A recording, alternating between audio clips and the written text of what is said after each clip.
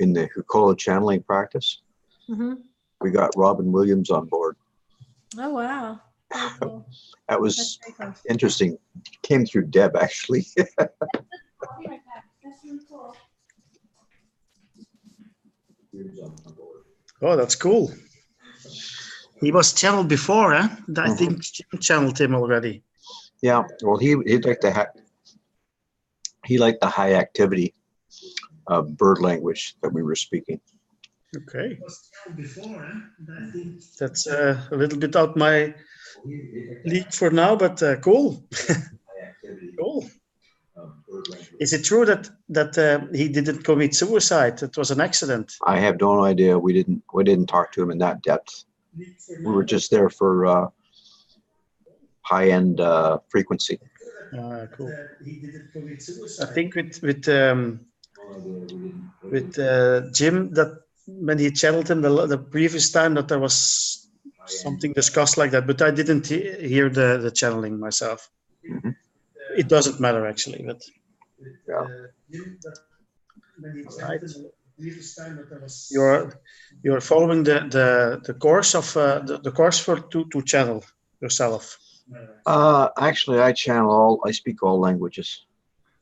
Yeah, so you don't need the course. And give it. all languages meaning all star languages, all plant, all insect languages, all everything. Sorry. Did you hear the feedback? A little bit. Yeah, maybe be quiet for a moment when we first start, just to.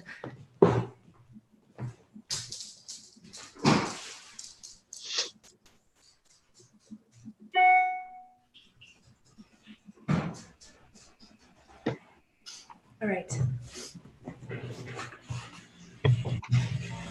All right.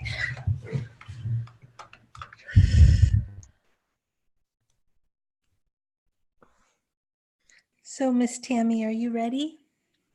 I'm just making, letting people know it's at 11. And I'm as ready, Karen, as I'll ever be. However, I feel very, very secure in your company. So okay, very good. So that's very good. All right.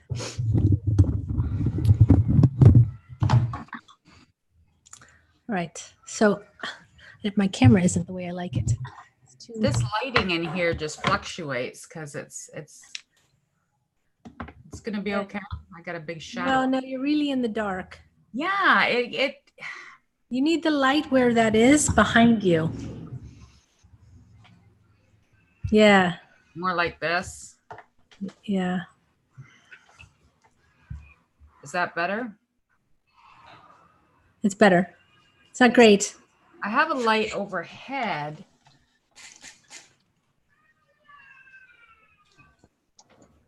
That's better. That's better. Okay, thank you. I can even turn it up higher if that'll help. Yeah, do it. Turn it up higher, please. Okay. Okay. Perfect. Okay. Great. Thank you, Don. Okay, so My here we go. eyes look little. Okay, because we're starting. So we're already broadcasting live on YouTube. It's already going out. That's why I want to kind of get everything together. Hi, Richard Hausman. How's everyone? Okay, so hello, everyone, and welcome. This is Karen Newman. This is the Saturday Human Colony Hukola webinar. It is Saturday, the 14th of September, 2019. And my special guest today is Tammy McInnis. She is known from the Illumination Network on Facebook. She has a very active group where she channels, and then she also does hypnotherapy and all kinds of different modalities, helping people to overcome their blocks and live their best life. Would you agree with that? Absolutely, Karen. Thank you for that introduction. Yeah. So why don't we go ahead and just start, because the people here in Human Colony may not know you. I think there's a few that will, but for the people that don't know you, why don't you give an introduction of yourself and just talk about a little bit about your journey and you know what you've experienced over the last several years and what it's brought you to at this moment. And you can take a few minutes to do that. So, okay. Okay. Wow, to even reflect on the last several years when this past year has been such a flash drive. Well, go for whatever makes High momentum of energies. So several years ago, I was in Egypt, and I had quite a Kundalini activation in the sarcophagus. And that just really propelled me and activated and opened so many more gateways. I came home, my heart was so expanded, just so expanded by the light and the energies and the frequencies. And I'm not so sure we as a humanity were working through those energies at that time, that we were really ready, from the frequency I was holding and how I was feeling at that time. So I really immersed myself in Buddhism, and Kundalini yoga, and started to explore, deepening the practice of meditation and silence, and working with the heart, and working with myself primarily. And then I would say that I have so many, it's just fascinating to me, and I'm sure it is to everyone else. You look back and you think all these certifications, all these things you were seeking outside of yourself, all these different things that you were gravitating to, only to one day now awaken and go, that was just my spirit. That was my essence. That's who I was, The most beautiful thing I believe was ever channeled back to me was that I was, we're here to taste life. I would describe my life as being highly experiential. That's how I've had to learn through experience. So what were you doing though in like, say, your professional life before then to what you're doing now? So at the time, I've been primarily with the same organization. So I've grown through that, and I worked in a lot of different settings. So for 12 years, I was working in clinical assessment and research. And, that had me interviewing children for about the span of 2 hours a day. And what I really observed within myself, and I always recognized that within my practice, is a telepathic communication that was occurring. Where I would just receive, I would just know, and I would just receive in that moment that right question to ask. And that would just hit that core. It would just go to the root, the root cause or whatever, and open that door. And then, so I really was enjoying that work. I was also working through some very, very difficult physical challenges. Perhaps even as a result of the activation, I perceive it was in Egypt. I had some blood issues that were rather significant that placed me in a space of borderline leukemia. So I was working through a lot of my own personal challenges and working with children. But that was my passion. That was my drive. And then children were beginning to walk in and say, oh, you're blue. We like blue people. And more and more and more was beginning to present itself, where children were beginning to feel more comfortable to share that. And then I was beginning to share that back with parents and assist and support them to do that, to have that conversation. And I would say for the most part, parents were receptive. And then, and disclosing that they themselves as a child had, their own unique experiences. So when 3 years ago, as a result of a healing crisis, I would say, a surgery, I went off. And at that time, I would say that I was really feeling like, what do we do for these children? What do we do for these children when all the systems seem so broke, and these children are really telling us what they need, and they know, and they're acting that out, they're demonstrating that through behavior. And then those that are able to articulate and express it are not being heard. And I really appreciate their frustration. So during that span of time I was off, I participated in a 24-day global summit. And when I did, we lost your audio. We lost your audio. Can you hear me now?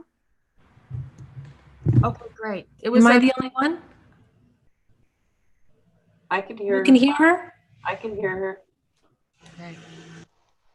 Yep. Okay. Can you hear us? All right. Sorry. Go ahead. Sorry. Go ahead. So It was my the audio. 24-day global summit was about children. Children with It's okay. You're okay. We're good? Okay. You can hear? Yeah. Mm. Children with specialities. It was looking at the children's mental health system. And I was just fascinated. For 24 days, I was hearing all these speakers from around the world who were doing remarkable things. And many of them had left their careers as, counselors or nurses or doctors, or were incorporating hypnosis. And that's something I hadn't explored or even thought about. It wasn't even on my, and then hypnosis found me. It was just really a journey. I did 150 hours of clinical work and 50 hours of training here in Canada. And then I found the right person at the International Hypnosis Federation, and Dr. Shelley Stockwell-Nicholas. She's the president.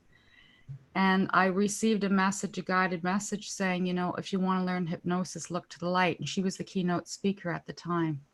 Oh, and wow. her and I connected. And the woman's remarkable. She's channeled with Daryl Anka. She's got quite a channeling background and early career in that as well.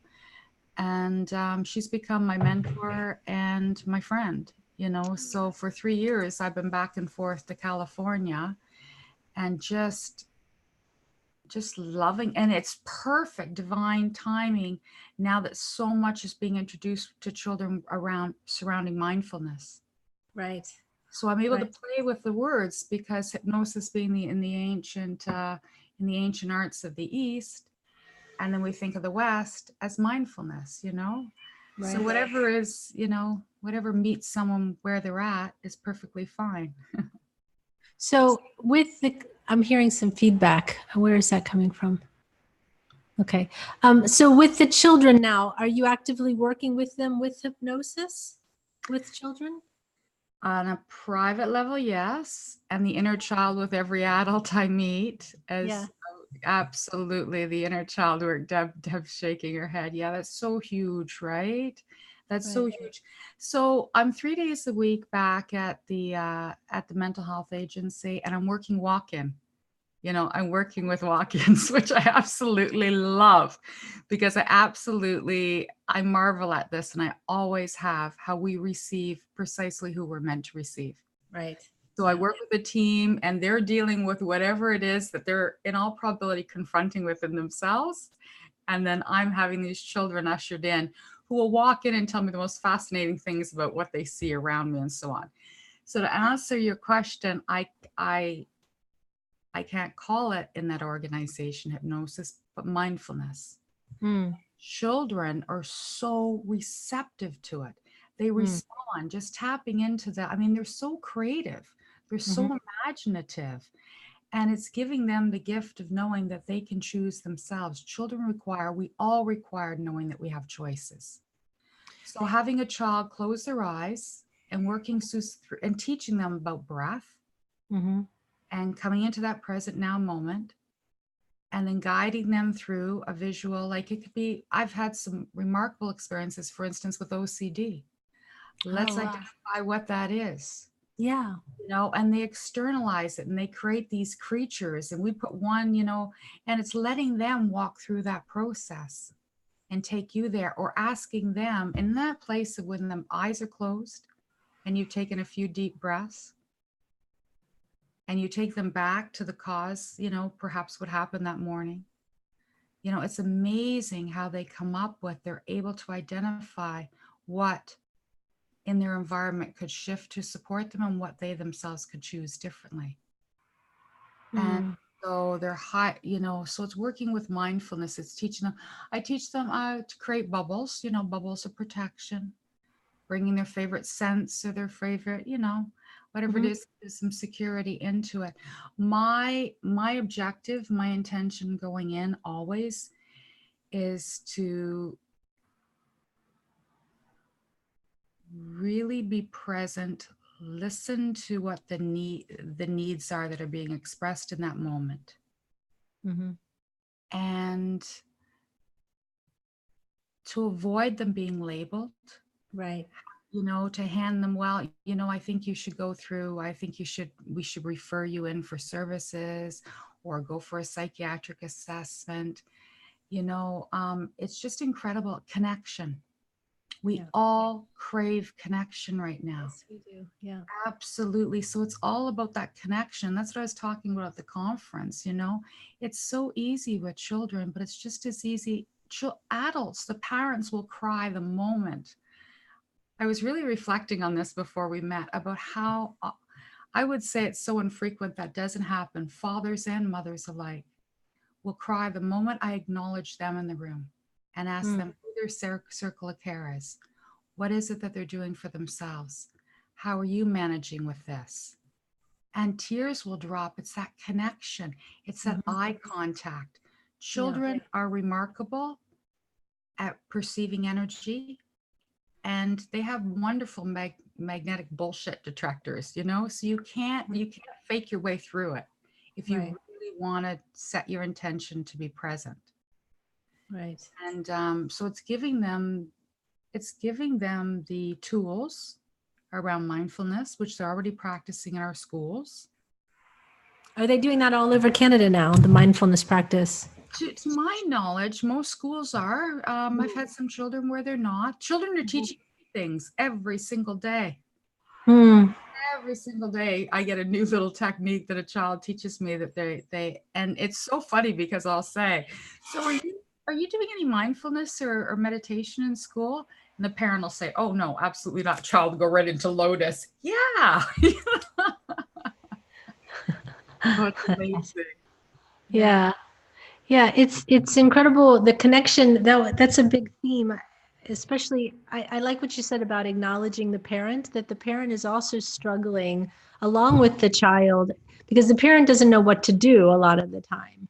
And it's also, they're only a lot of times having to put out the fires that the child is starting, and they're reacting to the aftermath of something that's happened versus trying to be able to guide the child to the core of what the issue is. And sometimes there's so much friction, they need a third party to walk them all through it, but to empathize with everyone there. Yes. Do you work with nonviolent communication? Do you use that tool? Is that, do you know what that is? It's just about acknowledging the needs, hearing the needs, and acknowledging the feelings that go along with those needs. Yes. Yeah. Yeah. Yeah. It's that acknowledgement. It's that connection. It's having, this is what, that is the theme right now. Connection. That's the theme in all our lives. Yeah. Well, it's all about the connection. I was just talking, there's a guy in here named Chris, and we were speaking earlier today, and one of the things that I said is that for me, the connection is the only thing that I care about. And after that, there's nothing else. There's nothing else necessary. My heart is lighting up. Is everyone feeling that? I think we got a resounding trumpet in the room that went right through the heart center. And that was beautiful. It is truly all about that. We want to come back to that. And there's work being done. It's that soft eyes. And we receive fight, or you look at attachment, right? We require that soft gaze, that eye contact, coming back to what we do with the frequency of our voice. That soothing, that, and just shifting that shifts the vibration in the room. And it actually is, every session is just mind-blowing for me from the perspective I hold. But what I gain from the children, in terms of, it's allowing them to tell us what they need and how they're going to best solve the problem for themselves. And we put the supports in place for that to happen. I was thinking maybe you could guide us through some kind of mindfulness meditation. Would you be willing to do that? Yeah, just let me. I think that would be really nice for everyone to experience sort of what it is that you do what you can do for the people watching in YouTube, but also for the people in the room, people listening. And then that would, I think, maybe stimulate some further conversation as far as what people, because everyone's dealing with their challenges. So if you were just to do a general meditation, I don't know what you would focus on, but I'm interested to see. You know what? At the moment,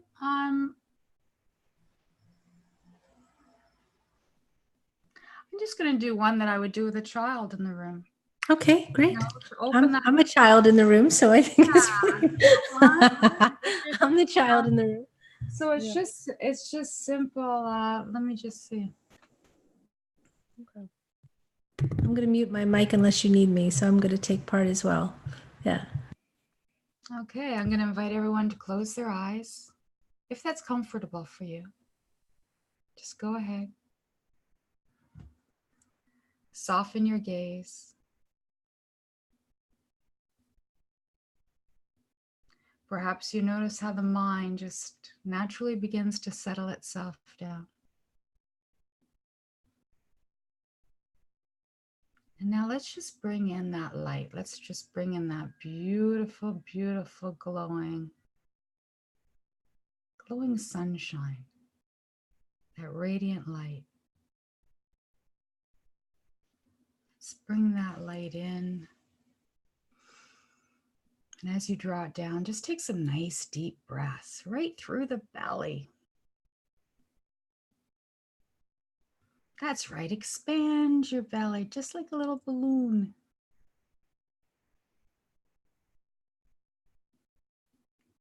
Every deep breath, as that balloon inflates, that sun comes in, and allow it just to light up your brain center.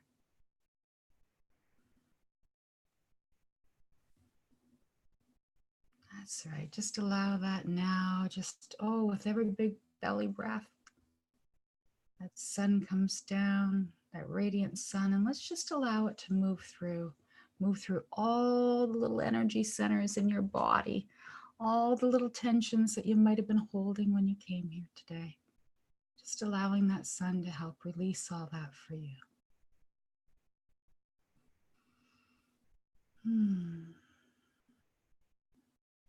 And you can bring all your magnificent senses into this experience.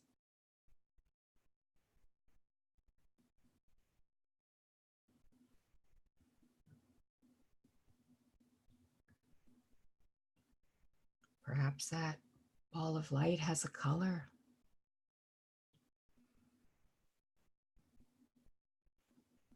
A scent. A feeling.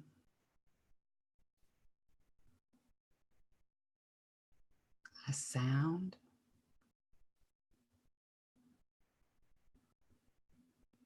A texture. A vibration.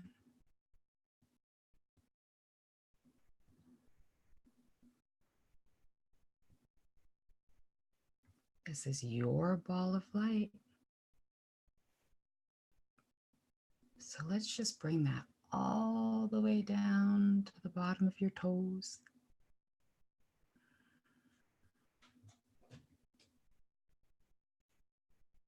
Nice, safe, and secure. Yeah. And when we breathe that up, we're going to bring that into your heart.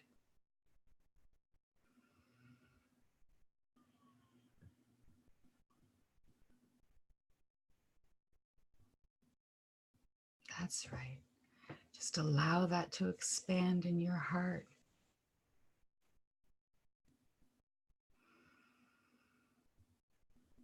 With every beat of your breath, with every beat of your heart, that light expands.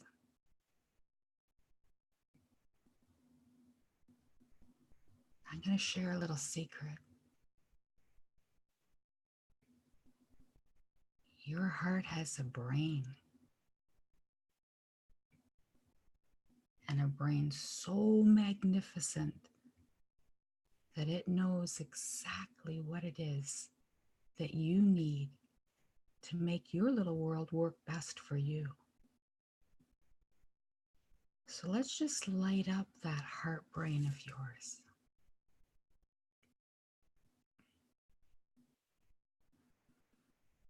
And from this space,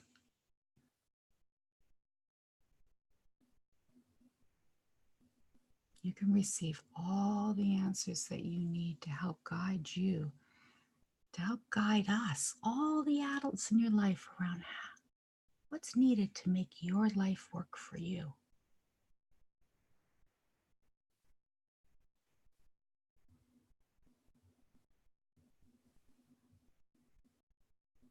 Allowing now that heart brain just to expand and expand and expand. It has so much information to share with you and us.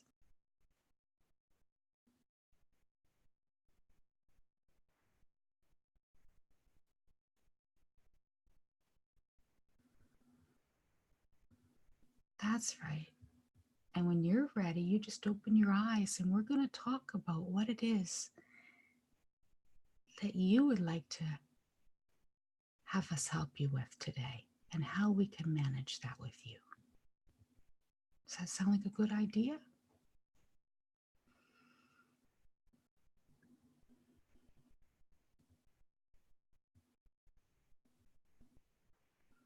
And with one more big breath, let's just make that heart brain bigger and bigger and bigger.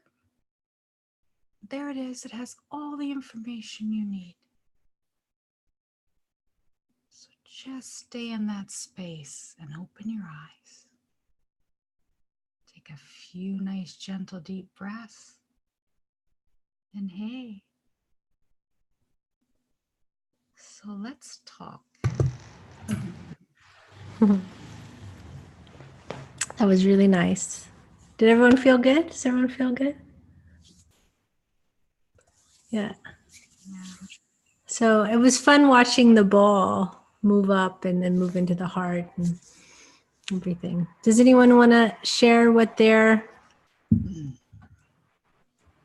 heart desire was? If you do, just unmute and maybe speak out. Is there anyone else who wants to be brave and share?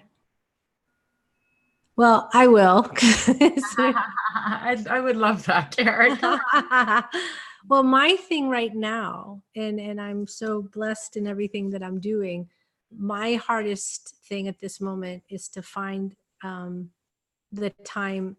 This is going to sound terrible, but for self-care right now, I am working so hard. I work from the moment I stand up to the moment I fall like a tree in the forest to bed. And when I say stand up, I mean like 4:30 in the morning until about 7 or 8 at night. And then that's it. And then I get up, and I've been doing that for several months, like a long time. And I just keep thinking, I just want to have some time to go to the gym, or I just want to have some time to do my laundry, or I just want to have some time to clean my kitchen. And I'd like to do it at a pace. And I just have so much on my plate right now. And so my deepest desire is to have some, me time. And it's not about time management because my time is full. It's just about how to find that moment, those moments for myself that I'm not doing, emailing, texting, setting up webinars, doing calls, it's like, she's really I have to walk the only thing that I do is walk the dogs because I have to. They, it's not their fault that I'm scheduled,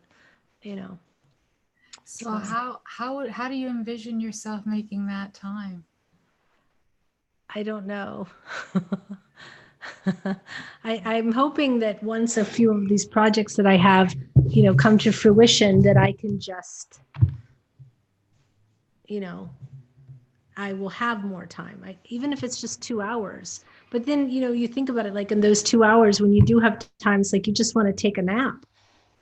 You're so tired. Right. So, and there's absolutely nothing wrong with that, is there? No, but I would like I said, I would just like to make some more self-care time and say no a little bit more, like, this is my cutoff. I'm done for the day, Yeah. Yeah. Hi, Karen. Hi. It could be that your body is taking the time at some time. It's doing what? Yeah, it takes the time what you need for yourself, Yeah, but I hope it doesn't take it in like form of illness or something like that. I think we are on the way that we are more stable, but still you can't be sure all the time, you know.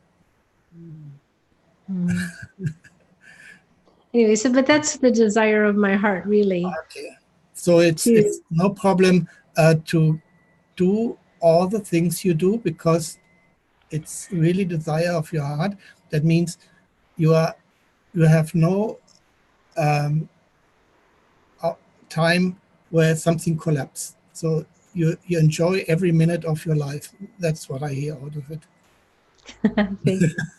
Yeah.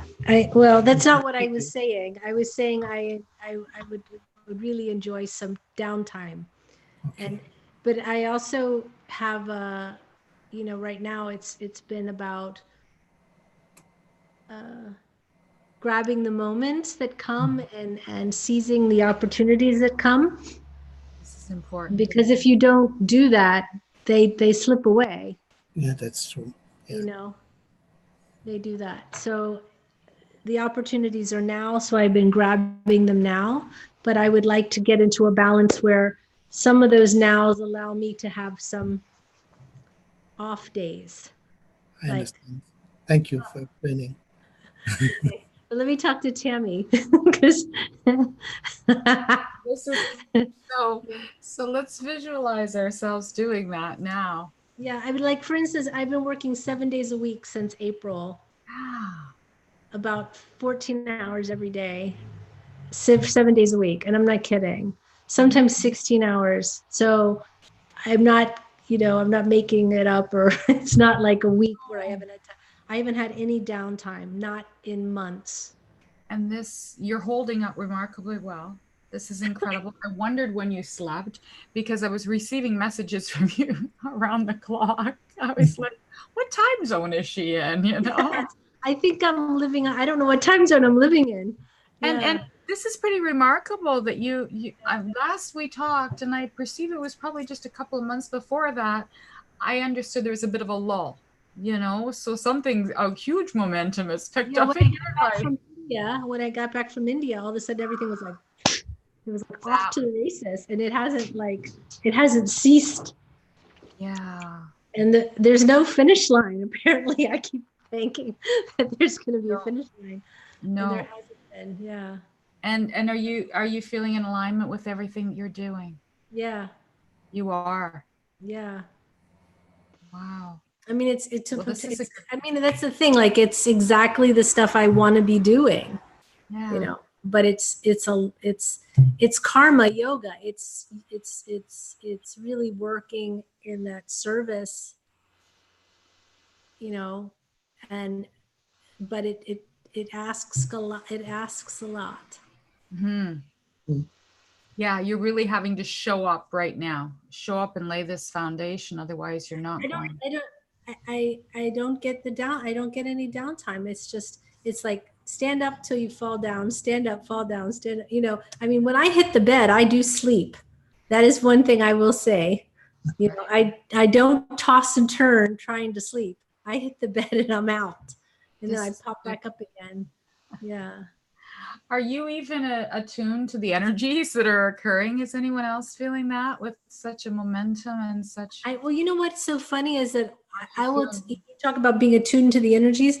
I'm really not attuned to a lot of the energies that were going on. Like all the stuff going on with like the Lion's Gate and all those energies. I was in my own bubble. Those energies were like going like, here's my bubble, and they're just going over me. And everyone's like, oh, I'm like, I don't even know.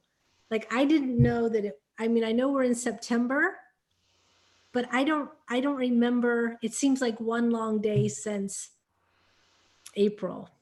That's a really, really good point. That is, I think that I would be hard pressed to accept that not many are not able to relate to how time has picked up new momentum.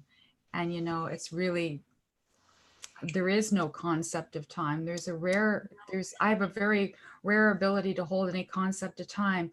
What has, transpired in my life 3 days ago, and Deb can attest to this because she's part of the catalyst for a 21-day retreat of silence where I was just completely offline, is that some new expanded awarenesses came in. And it was so, the process that I went through, but it was sort of like from one day to the next, it was like a lifetime lived. Mm-hmm.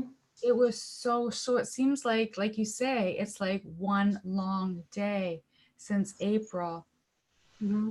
And you do know that this is part of your soul drive, right? Like this is something that, but at the same time, there's that you that needs to have that for you, you know? Yeah. Yeah.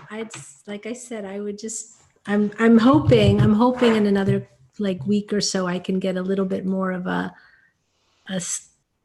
hoping. I'm not promising anything. What would be the one, what would be the single one thing that you would? I would like to go to the gym. Is there, that's a great. I would like to have some time to exercise. I've been sitting and standing in front of this computer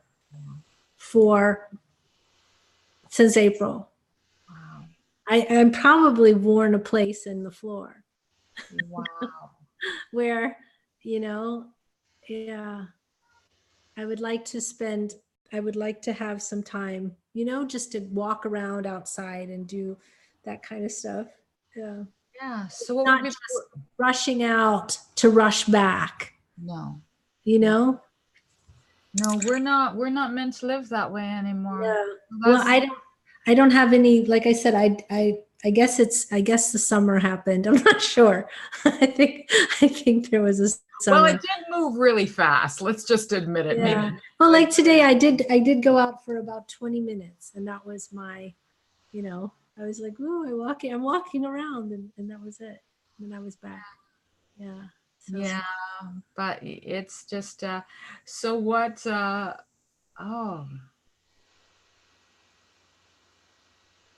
what's the worst that could happen if you didn't do it? Well, I don't know. I'm not looking on worst case scenarios at all. No, but I mean, what's stopping you from doing it? If you just said, "What I'm keeping this amount of work that needs to get done," and is there a deadline that it wouldn't get? Is there a no? Well, there is a deadline, yeah, and there's just only you can. I'm not working alone. I have other people helping me, and I have to keep everything going, and so I have, I am delegating. It's not like I'm doing all the work myself, but there are deadlines. Yeah. There's definitely deadlines. And so, yeah, it has to get done. And it takes a lot of time. It takes your whole day sometimes. It takes hours, it takes hours. And wow. I'm very conscious of time. Like, for instance, I'll give you an example. This isn't a criticism, but today I was going to do a session with someone in the Zoom room from Hucolo, and I asked another person when their stream was going to end. And they're like, "Oh, in 2 hours." I'm like, "Okay, that's fine. I'll move it to my Hucolo stream. Then I'll move it to my own Zoom room stream." And they were like, "Oh, no, I'll move." And I said, "No, it's okay." And then there was a discussion where this person would just let it go for like 10 minutes back and forth about if I should take the Zoom or not. And I was like, no, it's no problem. And they kept coming back and kept coming. And I thought, this is 20 minutes now of my life. Yeah. That you're wasting. Why? Why am I sitting here for 20 minutes discussing something that I said in 2 minutes is over? Those things are like irritating to me. It's like, don't waste my time for 20 minutes. Just accept my answer. Especially when I'm the one that said, "Fine, it's no problem. I'll just do it in another stream." But I had to spend 20 minutes having this person like, Jesus, just like, come on, dude. I said I won't do it. Huh? You know what I mean? There's like those moments that I find now are so precious. That 20 minutes I could have had to maybe stand in the shower a little longer, or lay down on the floor and do some, do some yin yoga or something. But it's just like those little moments. I think the one thing that this is teaching me is how precious moments are and how if you waste them, they're really gone. You know, I had a huge thing with money over the last few years where I had to really watch my money. And I knew where every penny went, and I really started to understand the value of the money. And I think now it's happening with time. Yes. I just had that realization that the time is now what is money now is no problem. Time is now my issue. Isn't that interesting? It is. And I'm having the realization now about that. And Yeah. I'm going to say that's the beauty of when we come together and we create space for connection. Yeah. And that's where our own wisdom, you know, we have a conversation and we express. Yeah. And I think it's invaluable to be sharing, but at a level of consciousness where we're really owning our stuff, exploring our stuff, sharing our stuff. And then we have just like that answer just kind of comes. Okay, so this is the new value. My value is around time. And time, what does time mean to you? It sounds like it means energy. Energy to you. Yeah. It's precious. It means showing. It's really precious. Yeah. Yeah. What you want to give your energy to, what you want to be. So you're enjoying what you do when you're in the moment of doing it. Yeah, I mean, you know, so it's not always fun, but it's, you know, I'm doing what I want to do. It's not like this isn't something I want to do. I'm not being forced by any, you know, I don't have a boss who's like, I mean, I'm doing exactly what I wanted to do. You're your own boss, and you need to. I think you're the boss here. Yeah. So, but it just dawned on me, and I was thinking today, it's like 20 minutes of this back and forth. Karen, it's a trigger point. You know, I'm also in this the conversation. I saw it, and when you give a clear answer, it's fine. I make it my own. You can switch off because this is no problem for you because you have safeguarded yourself, and then you go on. You shouldn't be triggered by some other. No, I was just, it was a realization for me to think, wow, you know, this is a lot of my time. Yeah, I understand. Answering the same question over and over and over again. You know?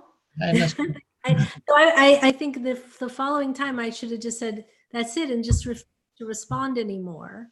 But I kept responding because you know, you're trying to be nice and you're trying to, you know, I mean, it wasn't an angry situation. There was no anger in the exchange at all. It was like, I was asking a question, the person responded, they were trying to appease me. I said, no, it's okay. And then it became, you know, it just kept dragging on because you saw the conversation, Reinhard. I saw. Yeah. And so, I know that we have in the NMS, we have about triggers. How are we triggered? And we think I wasn't triggered at the time. I just had the realization. Oh, what I realized for myself, you know, I learned something from you. And then if triggers arrive, they are mirrors of oneself. And this is what I understood. So everyone does it different, but you manage it on your own, I'm sure. Yeah. Thank you. Thank you. Yeah, and Tammy, I would say when we are together in one conversation and we can clear information and we take also time with it, because I don't have to do all the work to get where you are and vice versa. So this is something else where we can be very progressive. You can be very, the last. No, we can proactive. We can be proactive because we learn from each other and don't do the same mistakes what someone else does and things like this. We save also time. Yeah. So with it. Yeah.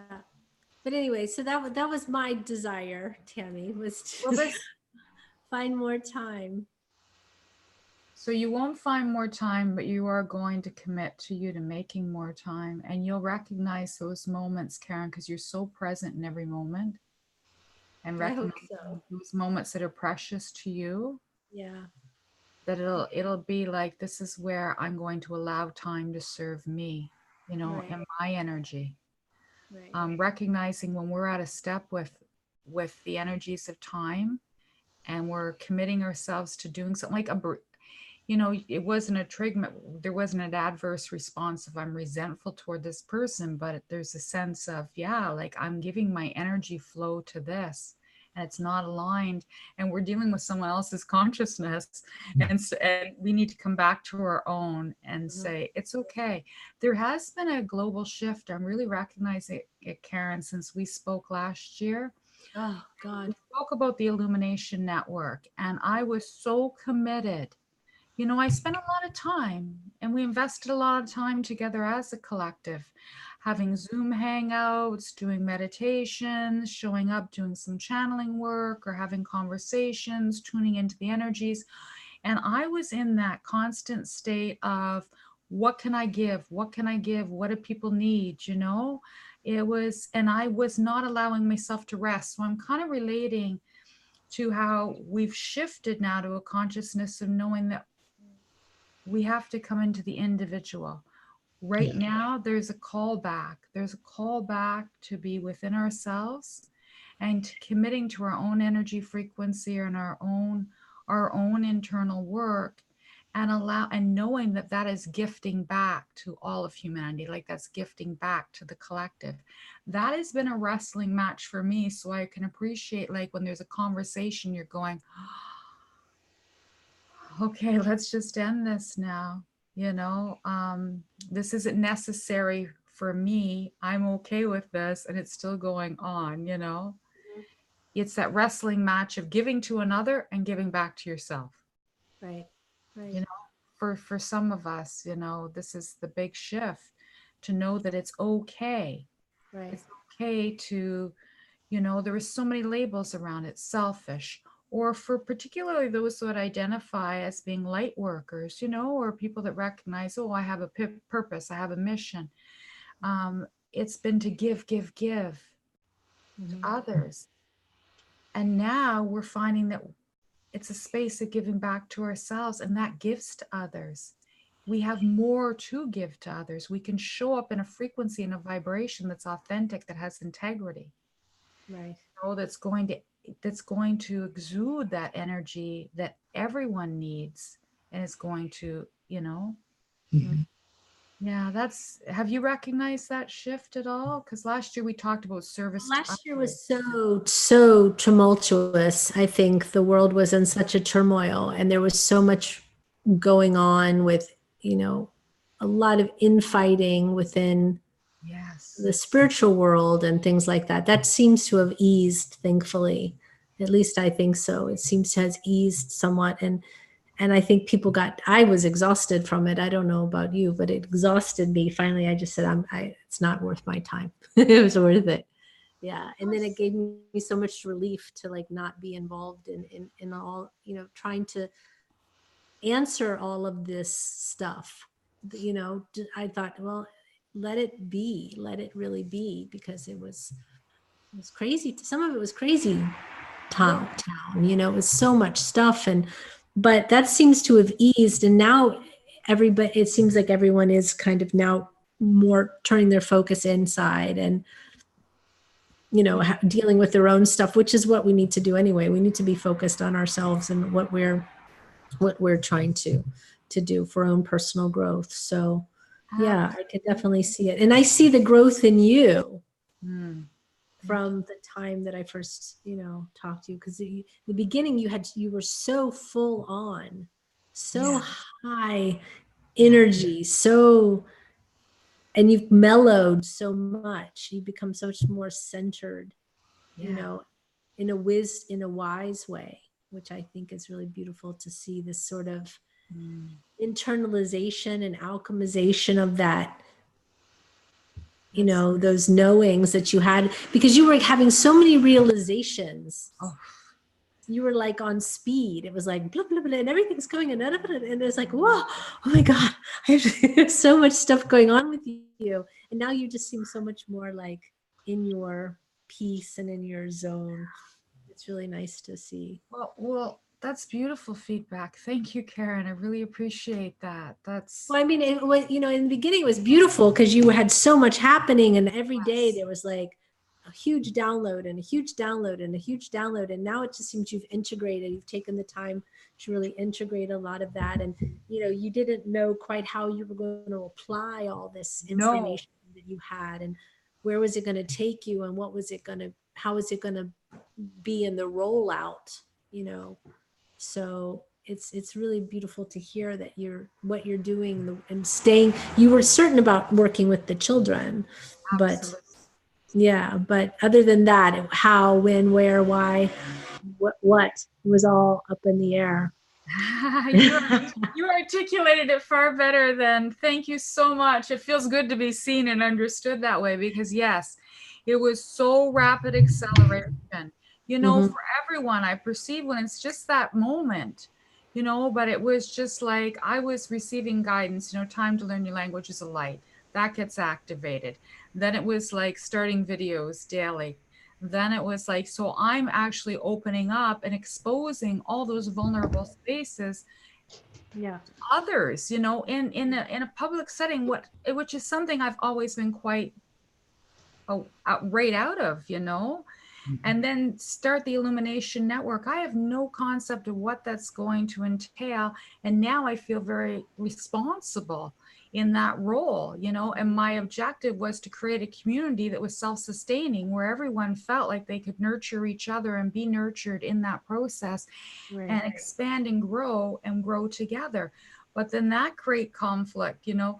Also, how much is given behind the scenes, you know, when people are connecting, it's not what's in the forefront, it's behind the scenes. People don't necessarily share in that space, but they'll share with those, you know. So and because of the role I've always played, but at the same time, how I receive everything, it's not little puzzle pieces, it's a big package, you know. It's a full-on delivery. And then it's just how I'm wired, you know. It's just, I guess it's how I'm wired. It's that bigger picture. You know, I envy those who get little pieces, or people will activate me with those puzzle pieces. But then after that, it's like a full-on journey for me. Right. And it was like, and so much passion and so much desire to know, and channeling too. I was resisting because I was thinking, but this is my wisdom. This is my truth. There's an energy. I can feel the frequency. I can feel the life form in it. It's mine, you know.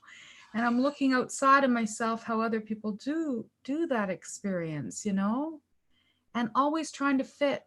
Where do I fit in all of that? But it was a big, even this year, but now in this short little space, like it, for me, it was when the gateway opened up and Kira Sophia Rose came in. And for me, Karen, it was like, I'm channeling for myself. You know, I'm opening that gateway for myself. This is my opportunity for deeper exploration and discovery of truth. Right. And But it's always, I mean, usually that's what I was always telling people who were wanting to channel. In the very beginning, I would say, get to know the beings you're channeling, because ultimately they're there for you. They're not there for you to start a YouTube channel, which may happen, but ultimately it's your connection. There's the word again. It's your connection that's the most important thing. And until you have that firmly established, what are you going to really bring to another person? Right? Until you're fully full with your own fullness of divinity, until you really understand it and have that connection, then there's nothing to spill over for other people, you know. And that's a very hard concept for a lot of people who think, oh, I want to be a channel and I'm just going to start channeling.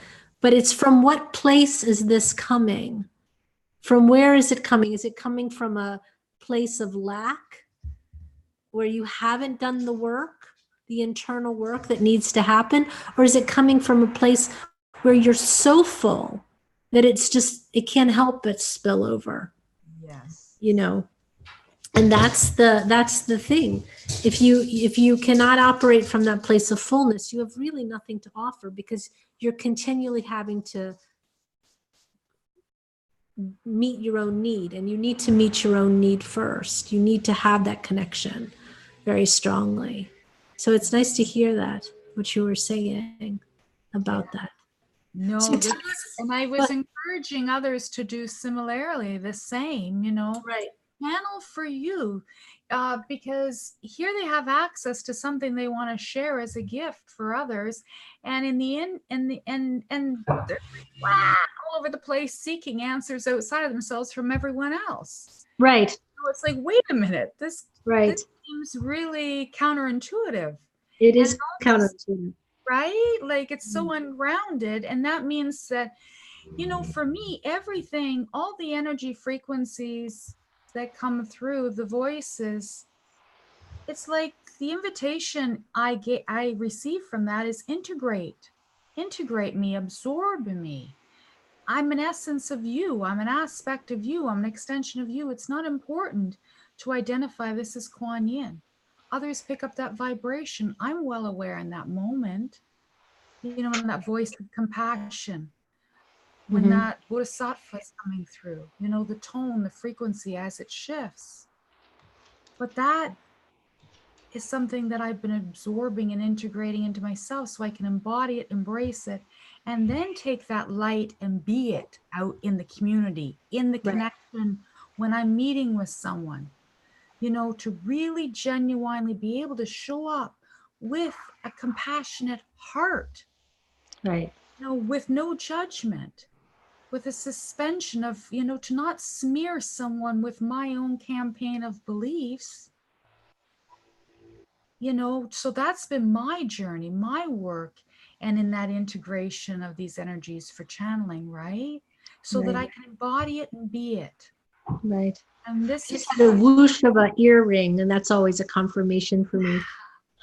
So, well, this is how this is, you know, we're here to elevate our own consciousness. We enter into a field of the unified consciousness, you know, the interconnected and interconnection to all things, and nothing is outside of ourselves. So I've had to come into some deep truths, as I'm sure many are confronting, and that won't go away right now. We have to confront that which we don't like in another is a vibration within ourselves, you know, and work with that.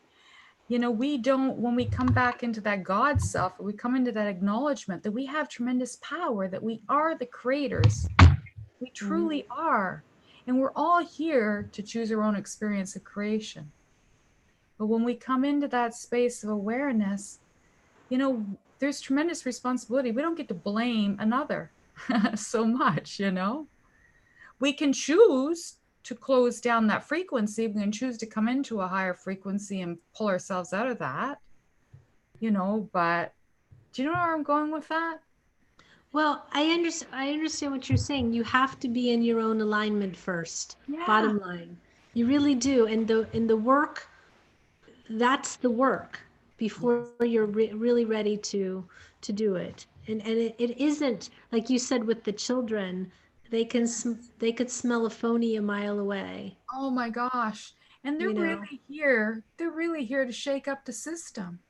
Yeah. You know, they're really, really here to shake up the system, because the system's requiring a tremendous amount of conformity, and there's an awful lot of pressure on these children. And one of the things I've always observed is, how is it that it became acceptable that we scapegoat children? Yeah. You know, that children are brought to me, you know, for over 30 years, you know, I want them to talk to someone. And then you sit in the room with a parent who's not able to talk with you, you know, can't express feelings, can't express the experience, what's going on. And you want me to talk to a 5-year-old.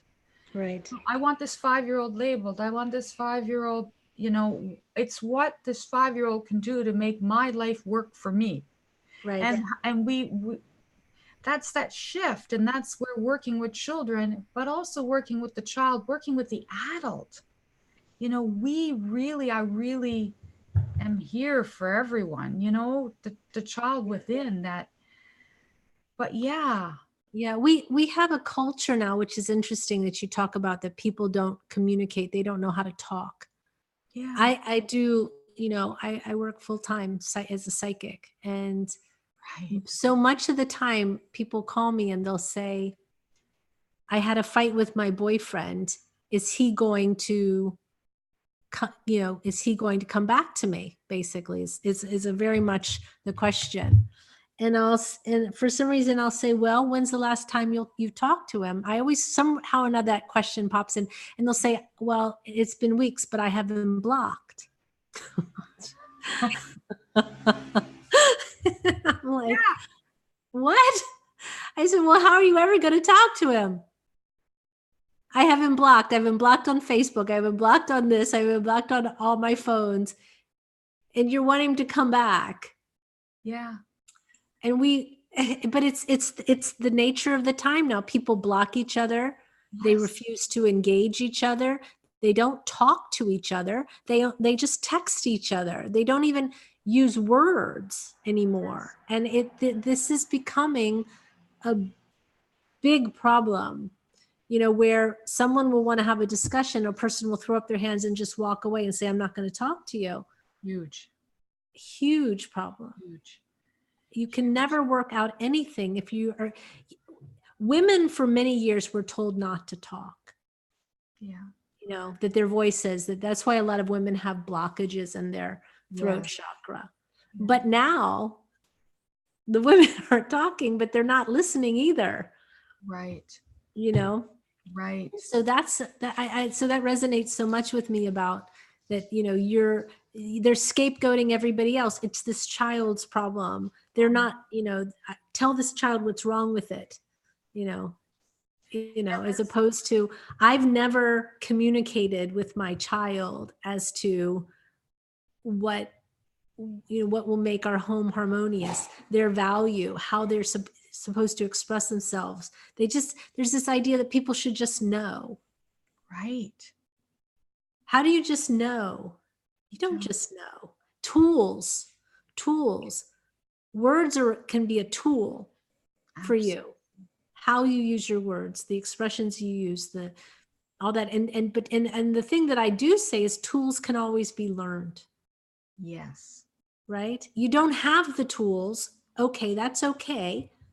So now you have to learn the tools. Yeah. And the biggest tool people need to learn is how to listen and how to speak. Huge. How to share from the standpoint of fullness and not from lack. Wow. You make me feel this way. No Right. one makes you feel anything, you know. And I've had a few encounters that way in the collective, and then I've been subsequently blocked, you know. And you know, it's also too, I'm one now where I'm more reflective. I'll say, I need to take some time, or I'll go into that still place of silence, because I really need to process the whole of it. Because there is so much power in the spoken word. I could really say something, you know, and you're also dealing with where someone else is at. Right. So it's really an art. It requires mastery. Yes. And I love how you said that, like coming back to learning those tools. And I talk with children and adults about, like, yeah, good children, like adults, learn what they're taught. So the child doesn't, they're still growing, they're still learning, they're still, let's mentor that, let's teach that, let's show them. But that requires an adult engagement, an adult that's ready to do that work themselves and to invest in that. Relationships in general require engagement from both people, not just from the one that's having the problem. Yeah. But and that is sometimes an obstacle, especially in a romantic relationship where the one person is basically, they basically checked out because they're frustrated or they've had it and they've lost faith in the relationship. But, there's a lot of holding on that way. yeah. When you reflect on how precious time is, and there's a lot of holding on, and there's a lot of holding on to that which is not serving anyone. It may be painful. It may be painful in the initial moment of it and through the process of just, but at the same time, you've just given someone an incredible gift. I always try to coach people. That's your gift to them. That's your gift of love. That's the unconditional space of love. Right. That's the saying that I love you and I love myself enough to know that we deserve something that other than what we're able to receive from each other now. Exactly. And to learn the tools, so that they can get to where they want to be, as opposed to, oh, this person just, I've never heard so many people that throw around the term narcissist. Now, everybody's a narcissist. Not everybody is a narcissist because they don't give you what you want, or that your relationship has failed, and I hear that term all the time now. Oh, he's a narcissist. She's a narcissist. No, maybe not. Maybe you guys just didn't take the time to really approach your relationship. It's one thing, I think, if you have a relationship where you both attempt to work on it from an open place, and then you come to the conclusion, it's not going to work. But when you have these kind of one-sided, you've got the problem, you have to change, nothing ever gets fixed that way. Nothing ever does. And that's the same thing with our world. Yeah. Look at the discussions that need to happen within society, and people can't listen to each other. They won't listen to each other. They block each other. Yes. I'm not going to listen to this. And then they walk away. Yes. What you say has no value to me. And then they walk away. Right. Yeah. Yeah. And that's where we stay in separation. Yeah. That's that great world divide. Right. And that's where it's like, even acknowledging, coming back to our great mother, coming back to one planet, coming back to one earth. Right. Divide and conquer by continents, and then by regions and communities, and it's just it's that whole separation. And it's such a beautiful thing to awaken to I perceive that's the bigger shift this last year. Right. I can't fix all that world No. discord around separation and around, we put up quite a fight, that was that polarity. That was that I got my dukes up and I'm willing to fight, and I'm willing to fight for this cause. And then you awaken to, I'm creating more separation with myself. Right. And at the root of my own cause is coming into my own, coming into unity with me, and then more oneness with everyone. Right. So that's just it. That's that shift of, again, coming back to connection with each other, keeping it real and in that moment, because that's all we have in that exchange. Exactly. Yeah. Oh, that's it. Yeah. And focusing on ourselves, that's. Yeah. It's important. It's that subtle activism. Yeah. It's taking place on a subtle level internally. That's where it's taking place, the subtle activism. Yeah. Yeah. That's where you recognize, when you talked about time and energy and where you put out your energy and how you expand energy, then you recognize all that energy I expanded fighting outward, for the grand cause.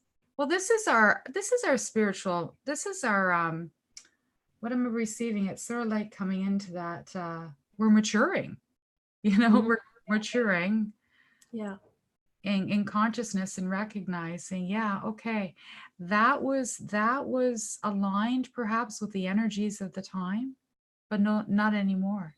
Not anymore. It doesn't work anymore. No. Yeah. Do you, as Christine's saying, in Canada with the meditation moments, do you think that those children are learning to listen? Absolutely. Absolutely. And this is the key. I mean, this is the key. They are learning to listen. They're responding to it. Do you see that? Do you see that happening in the American schools or a few American schools? My understanding is that it is. You know, I mean, I was studying hypnosis in California and interacting with people from all over the world, but I perceive, and it's just as big of a movement in North America.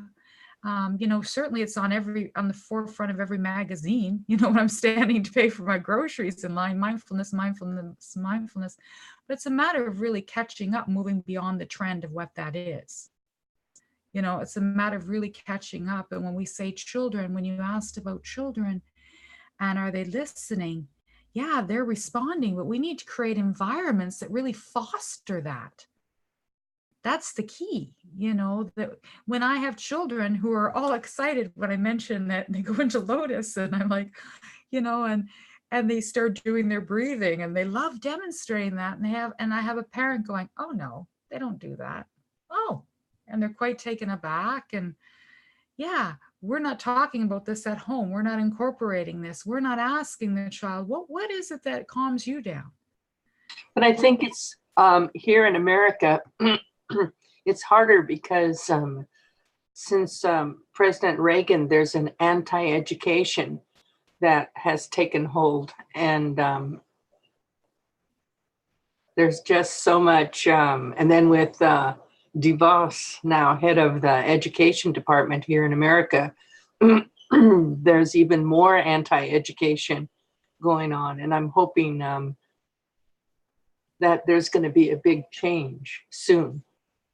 And help educate me. What do you mean by anti-education? Maybe that's a term I'm not familiar with. Well, they're getting rid of classes. They're getting rid of languages. It's anti-language. You have to know English. There's mathematics. They're dumbing down mathematics. They're dumbing down. I mean, it's just been going on and on and on. And people are leaving the schools and going into their homeschooling. But is the homeschooling really working? I don't think so. Right. And then because you have to learn to work with, like you were saying, the bullying, all this other stuff. And we keep hearing about bullying that school administrators don't know how to handle, so they allow it to go on. You know, and to me, the bullying is coming from the child's own home. And that's where you need to go in and talk to that child's parents as well as that child. I mean, God, that child must be hurting like crazy in order to bully, to find that need. But it's well, first I would speak to then, if that's the term for it. I mean, yeah, we're observing that also. I mean, in mathematics, they're permitted to use calculators. So I know some parents, some really conscious parents, will go in and argue that their child's not going to use a calculator, that they want to learn the long form, that they're not required to. They can sound out words. They don't need to know the proper spelling. They're working more on keyboards. They don't have to learn how, you know, how to write or to hold a pencil for that matter, but they need to know how to operate a mouse in kindergarten. You know, feedback we got from my little nephew in grade 1 was he doesn't know how to use a mouse. He can hold a crayon properly. Isn't that what we should be exploring? So yes, that's there is a shift, and we're moving more into the academic, which is creating more separation for many of our children who don't apply themselves that way. You know, so then this is what these kids are here to show us, and the system isn't working, and that's that more structure to conform. You know, we need to have a reform on conformity, and the children are creating that. I mean, I think there's a lot going well in some schools, and there's absolutely a lot of other schools. I don't know that you can make a blanket statement that, you know, because, And you know, even with this conversation, this is one thread. yeah, Just one thread. This is where, and thank you for pointing that out, Karen, because then I can speak to all those other things and all those other advantages that are gained from that. And, you know, or, you know, there's so many different ways. And after we have this discussion, if we reflect on it, this is the beauty of conversation when we open ourselves from a full space. After this conversation, nothing is concrete. You know, right. I will reflect on this and things will expand and more awareness will come in. So it's a beautiful thing. Yeah, I mean, I know some teachers and they're doing some remarkable things, and they're innovative, and they're looking, and, you know, even sometimes when things are bad, there's always people find a workaround, you know, and in things like, I don't know about in homeschooling that you need to go home and you need to learn to deal with bullying. I don't think you should have to deal with bullying. So if you're not being bullied in a homeschool and you're learning, a lot of homeschooled children have a much more organic way of learning. They learn about gravity by watching apples fall off trees and things like that. That's very, very beautiful some of the time. So I don't know, we can make big blanket statements, but there are big problems, and there's also a lot of good things going on. And people like Tammy, you know, who's not instantly diagnosing somebody with ADD, but helping them to identify. No. It's challenging for me to be in the system. At the same time, I'm always receiving the guidance. Remember why you're there. So when we talk about, you know, so we don't create blanket statements, we look at, it comes down to the individual. I can't fix that. I can't respond to the fact that this is happening in that particular school. But what I can do is be present in the moment if that child from that school shows up, is in my presence, or what I create, what I open up, you know, what I offer in service to others. So again, it comes down to what is it that we could do? What can we contribute? How can we become part of the solution rather than, and I think that's the shift again in that consciousness, you know, so people like that are watching, that are looking for a career, you know, maybe this is something for them. Do you know what I mean? Like, I think there's a lot of people that watch and they think, oh, nothing can be done. But if it bothers you and you think nothing's being done, then maybe get involved in some way to get it done. Absolutely. As opposed to just saying, oh, well, it's not working. You know, I mean, I'm not saying Christine, you, but I'm just saying, in fact, there's so many people that can be maybe inspired. Light workers need to be doing something and not just talking about how they're light workers. I find that to be one of the most, that's talk about a trigger point, Reinhold. That's a trigger point for me. This like, oh, I'm a light worker. Okay, so what are you doing in the world? You know, do something then. Serve. And it can be as simple as, are you showing up in the community? Right. Are you showing up in your community? Yeah. Yeah. Are you exploring the needs of your community? Maybe the demographics. Are there a lot of elderly people? You know, could I be a visitor at the hospital? Could I volunteer my time that way? Right. How can I serve? How can I show up? How can I really, really, really walk my talk with this light that I hold? Exactly. As opposed to waiting for the world to wake up around us. Again, it comes back into that separation of the world owes me versus, you know, we can say that person owes me, but how can my environment, how can all of this shift so that I feel better being here? No, what can you do to create an opportunity to feel better about being you and being here? Exactly. I think it's, you know, and everything, and I think what's really nice about talking to you is it's not, you're working in a system and you're bringing your light there. You're working within a system, and it doesn't have to always be like psychic work. It doesn't have to always be like healing sessions, though that's what you're doing, but with these children in a different way. Absolutely. You're bringing it into, you know, the real world, and you're not running away from the real world. And I think that's really important, because we can be a light wherever we are. If you're in an office situation, instead of being frustrated by the fact that the people around you aren't enlightened, why not start a meditation at lunch? Yes. Why not do one, you know, why not do that and do it consistently and see if that doesn't affect your office? Why not, why not take your own initiative as opposed to noticing what's not there and what's not being done? You're the light worker. Right. You're up. It's your time. You're up, you're up to bat. It's time for that. It is our time to shine. And it really, really, truly is that shine that's shifting everything. And in that environment, it's very dense and it's very, very manualized, and, it's very clinical. And yet you're absolutely right. That was 3 years ago. I was in such a space of resentment toward that, anger toward that. This is wrong.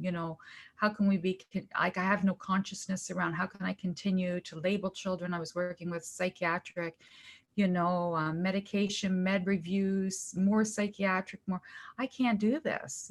This isn't my role. I can't play that role on a level of, and I was never able to. So that's where I was always advocating, looking outside.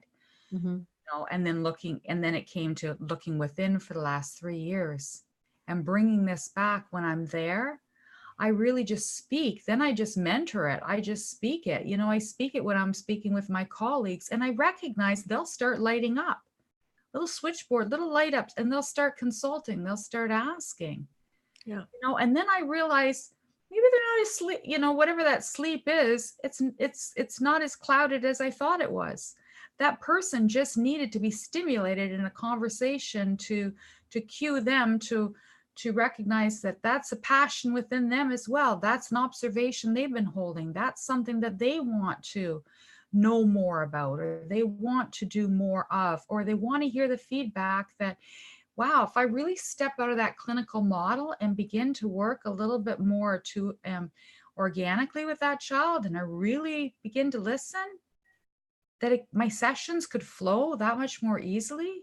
And that child will gain that much more, and that child will follow through, as will parents, as will adults, when we come up with our own solution to the problem. And this is what I do with hypnosis, coming into, it's always about, I'm just there. This is why I've been really clearing this. I don't want to smear you. I want to get out of the way, and I want to hold that mirror for you and hold that space and activate to work with you to bring you into a space of consciousness where you're channeling. And it's remarkable, Karen. You're channeling your own wisdom guidance, your own infinite, call it higher self, whatever that I'm given. I'll always ask respectfully, some refer to higher self as this higher self. And that is where that, when someone is speaking their own through, and they're setting the timelines, you're going to remember. That's the key. In hypnosis, you're going to remember all that suggestibility is coming from you. And then you start creating deadline, it'd be like, Karen, when will you do, and then it would be late. And then you'd go, crap, I can't not go to the gym. It's Monday, it just becomes like embedded. You've anchored that in. I have a question about things like ADD and all of that, because when I was a kid, nobody had that. I know. Did they have it? We just didn't know, or is it something that is a label that is 5%?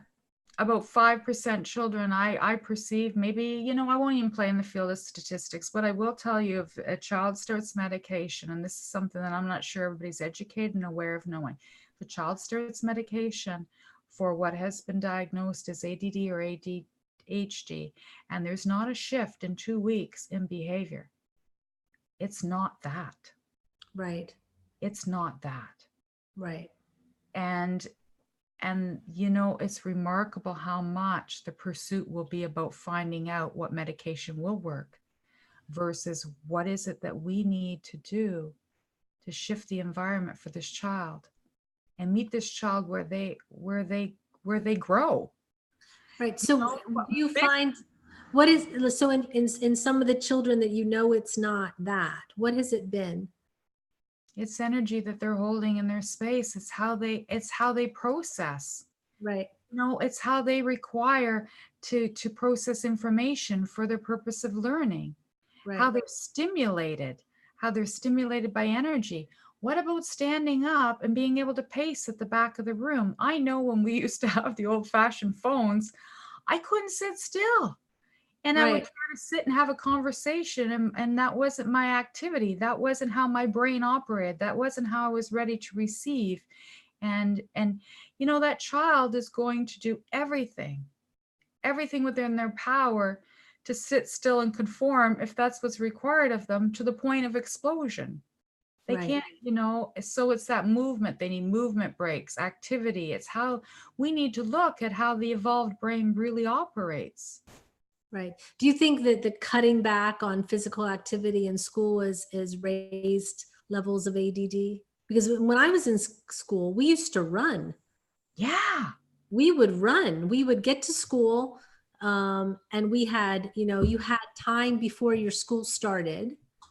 And then several days a week, we ran the track. We had to run Physical. around.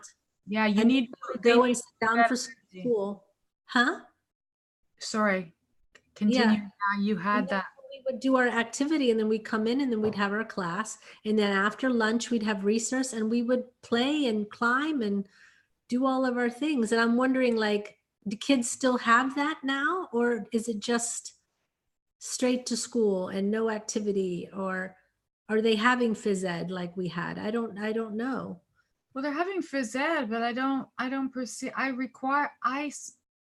my sense is these children have tremendous energy that needs to be expanded.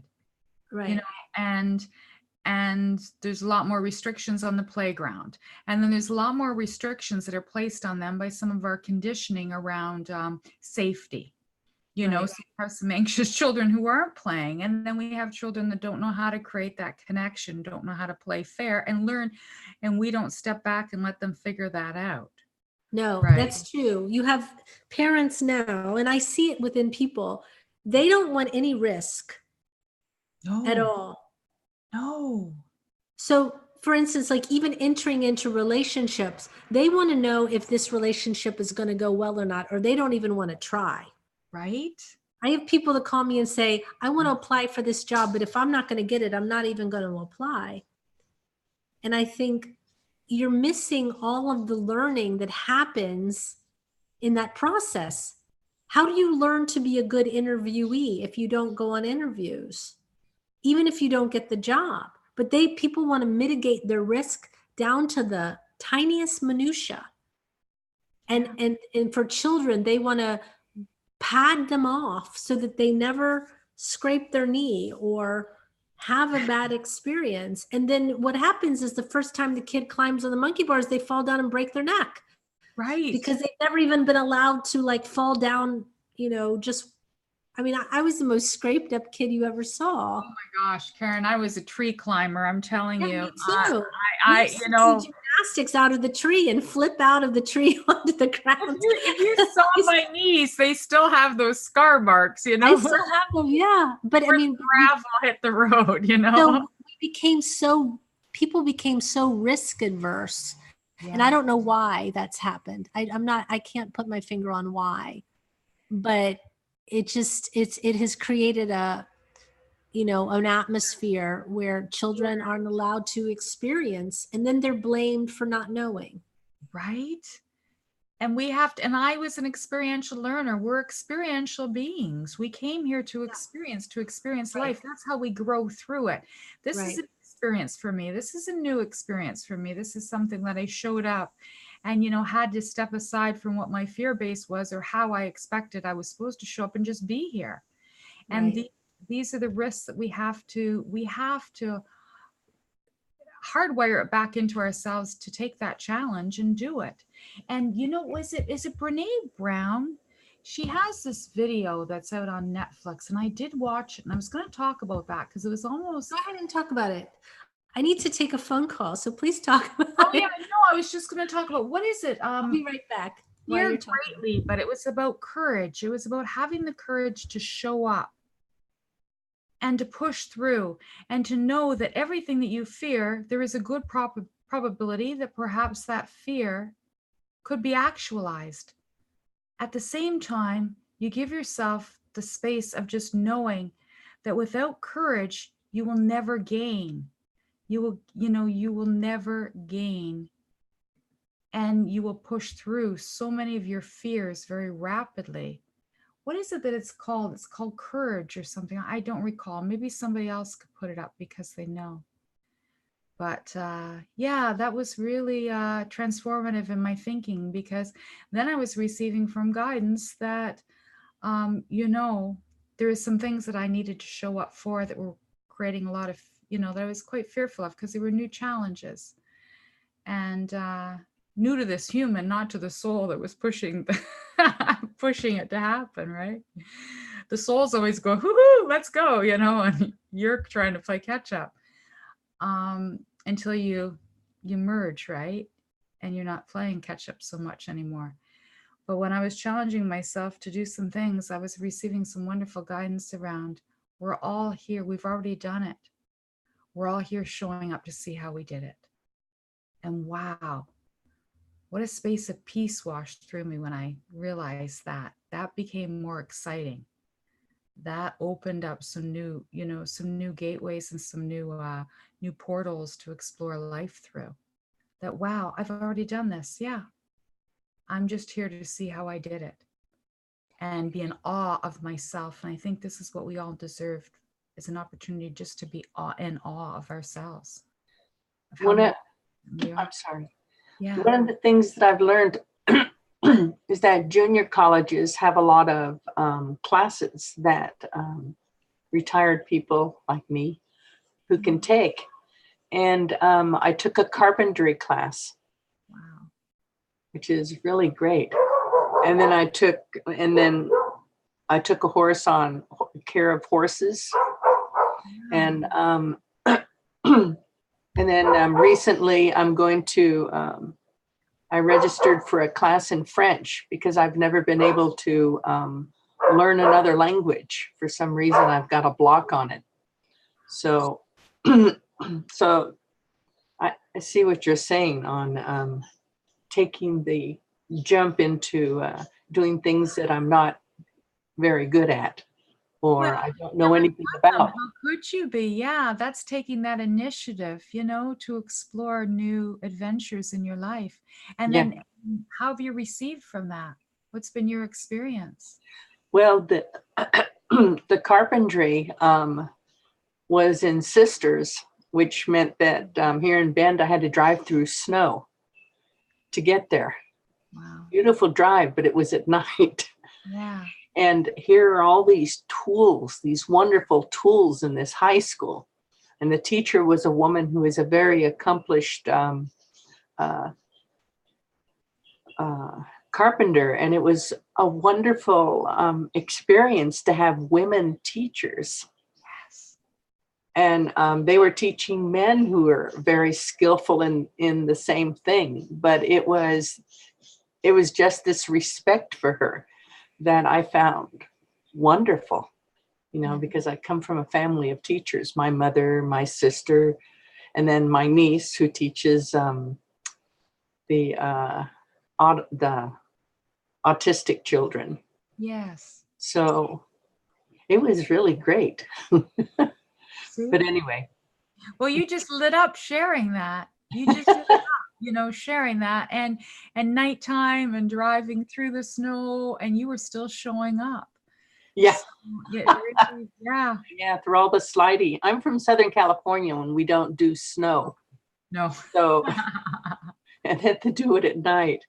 I have my GPS going just in case I miss a road. Yeah.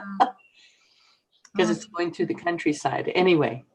No, that's fantastic. And this is what we need to do. We're here to live, wherever we're here to live, and to explore life in every moment. And that is about showing up for ourselves.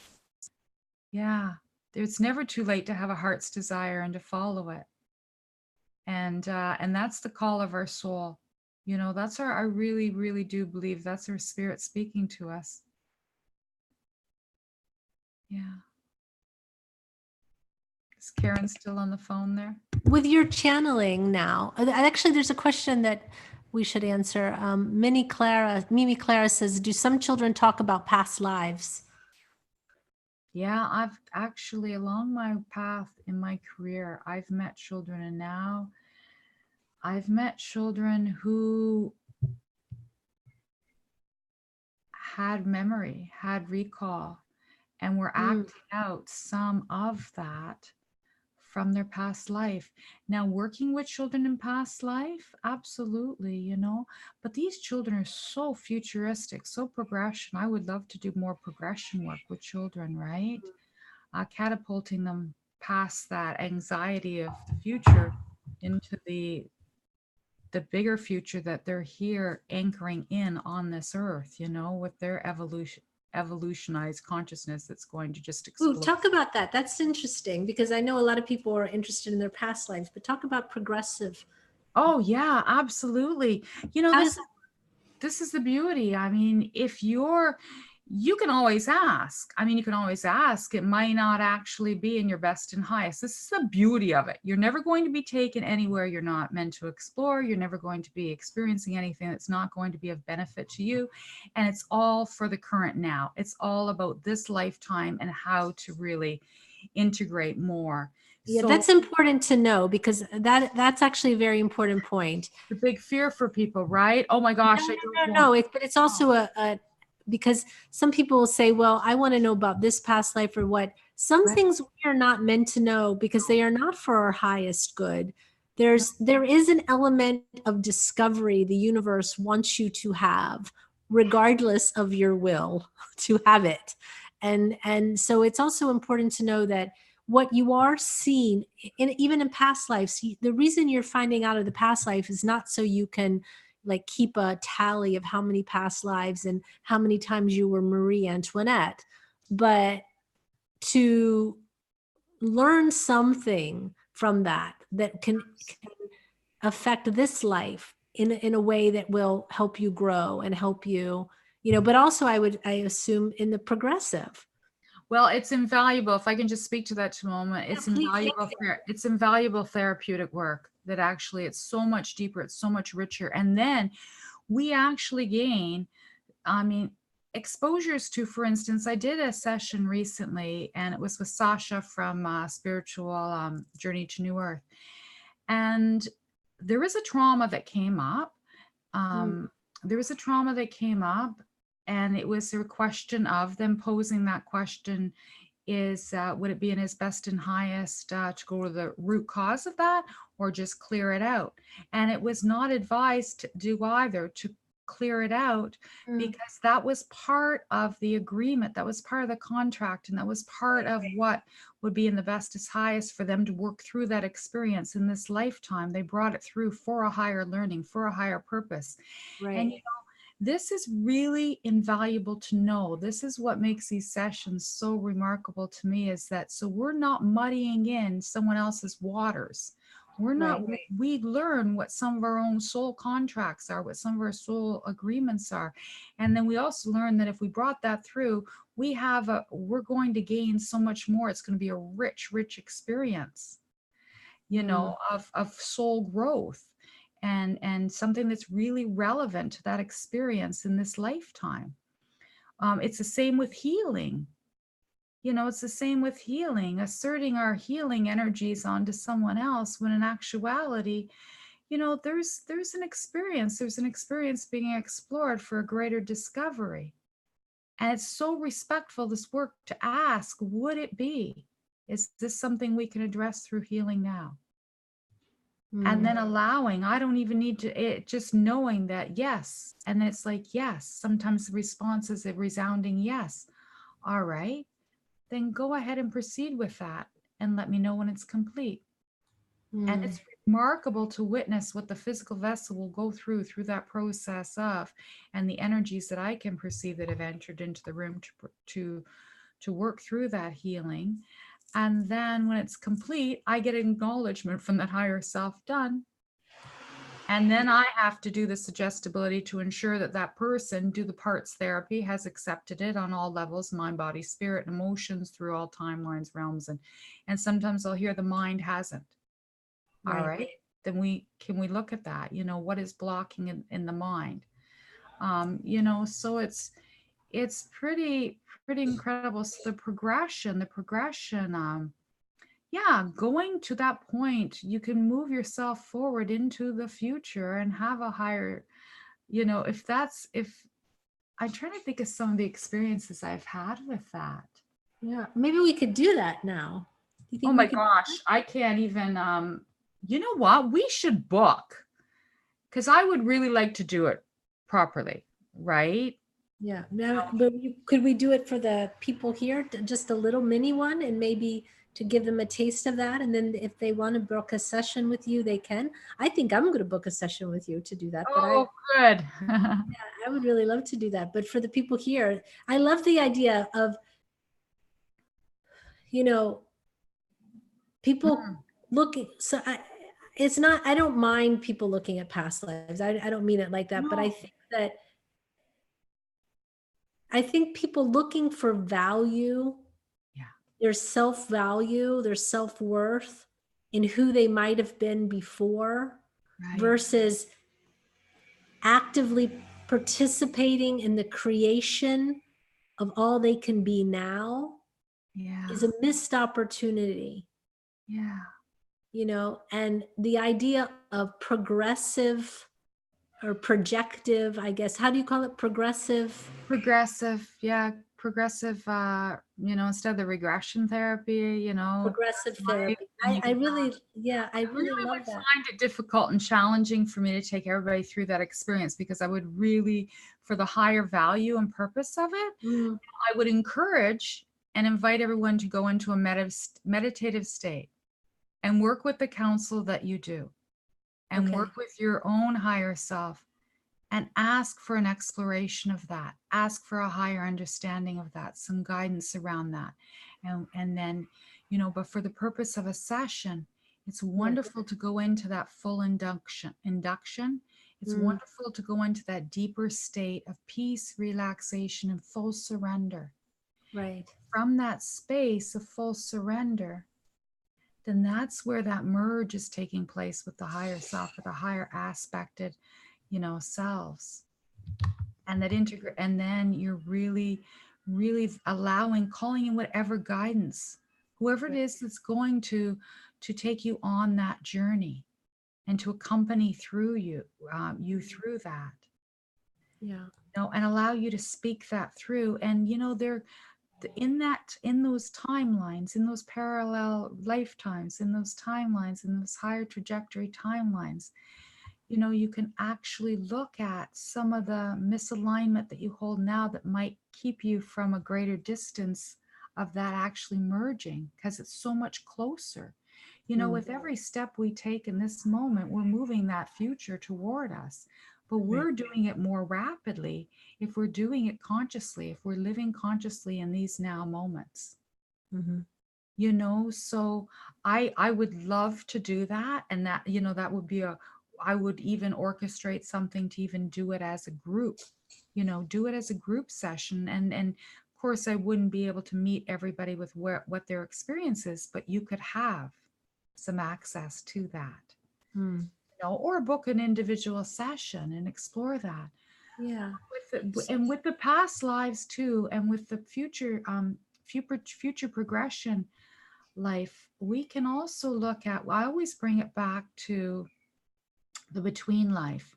So Karen, just to enrich the experience, like you said, it's not enough to know that, maybe we were, in the 1850s and in France, we held, we were a queen of a castle or whatever that might be. It would be coming back to an exploration of now bringing that to the point of completion, going to the light, and coming into counsel around what was learned from that. What was that lifetime meant to serve? What was that? And how is it relevant to now? And sometimes you see that it's really incomplete. And that's why it was brought forward, because that person is recreating, perhaps a martyrdom. Perhaps they're showing up in this lifetime, giving to others, or holding a belief of, poverty consciousness. Right. So completing that in that moment then frees them in this lifetime. Right.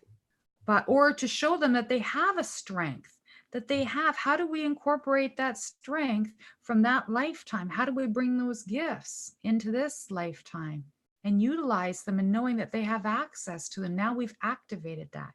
So it really is so therapeutic. It's so enriching. It's just, and I'm so guided in the process. I'm so in that, otherwise I wouldn't open myself to doing them sessions online. Mm-hmm. In fact, some of the sessions online are just remarkable to me because energetically, I'm placing myself in that field of that consciousness. Yeah. And I celebrate it. I'm going to get really emotional. I celebrate when someone's speaking their own truth through, because then I know they're going to act upon it. I know that they're really integrating it. I know that they're really now going to live from that space. They're going to begin to experience space from that place, Yeah.